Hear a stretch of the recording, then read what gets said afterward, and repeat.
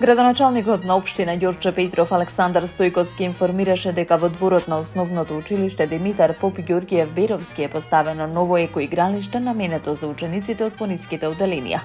Станува збор за современо уреден и безбеден простор кој ќе има возможи на децата квалитетно да го поминуваат слободното време, да се дружат, рекреираат и развиваат во здрава и поттикнувачка средина. Игралиштето е изградено со еколошки материјали и дизајнирано да ги задоволи потребите на најмладите, со посебен акцент на безбедноста и функционалноста. Стојковски посочи дека оваа инвестиција е дел од континуираните активности на општината за подобрување на условите во образовните установи и создавање на подобра инфраструктура за учениците. Продолжуваме со конкретни инвестиции за подобри услови за нашите деца. Ова не е само ново картче за игра, туку уште една потврда дека вложуваме во нашата иднина, истакна градоначалникот.